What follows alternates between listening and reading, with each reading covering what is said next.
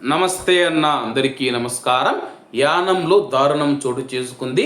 అత్తింటి వేధింపులు తాళలేక కరప మండలం కొంగూడులోని ఇంట్లో నుంచి వెళ్ళిపోయిన ఒక వివాహిత యానంలోని గోదావరి కాలువలో శవమై తేలడంతో గ్రామంలో విషాద ఛాయలు అలుముకున్నాయి. అత్త ఆడపడుచుల వేధింపులతోనే తన యొక్క కూతురు బలవన్మరణాలకి పాల్పడిందని న్యాయం చేయాలని కోరుతూ కుటుంబ సభ్యులు కరప పోలీస్ స్టేషన్లో బుధవారం సాయంత్రం ఆందోళనకు దిగడంతో ఉద్రిక్తత చోటు చేసుకుంది.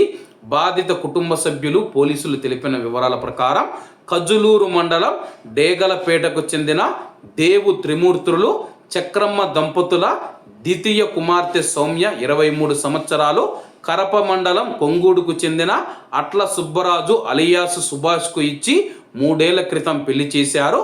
వీరిది ప్రేమ వివాహం కాగా ఏడాదిన్నర వయసు ఉన్న కూతురు ఉంది. సురేష్ ఆక్వా చెరువుల వద్ద వ్యాపారం చేస్తూ తల్లిదండ్రులు భార్య కుమార్తెతో కలిసి ఒకే ఇంట్లో ఉంటూ ఉన్నాడు. ఈ నేపథ్యంలో అత్త ఆడపడుచుల వేధింపులతో సౌమ్య మంగళవారం మధ్యాహ్నం ఎవరికీ చెప్పకుండా ఇంట్లో నుంచి వెళ్ళిపోయింది. ఈ విషయం పైన భర్త సుభాష్ సాయంత్రం కరప పోలీస్ స్టేషన్లో ఫిర్యాదు చేయడంతో ఎస్ఐ సునీత గారు కేసు నమోదు చేశారు.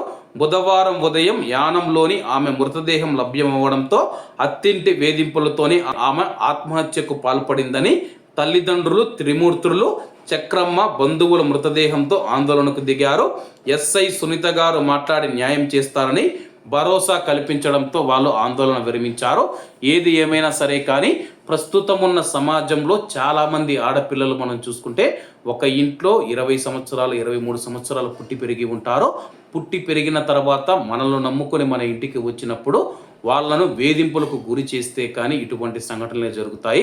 దయచేసి ఎవరు ఇటువంటి పనులు చేయవద్దని చెప్పి మరీ కోరుకుంటూ అందరూ బాగుండాలి, అందులో మనం ఉండాలి. అందరికీ నమస్తే అన్న, జై హింద్.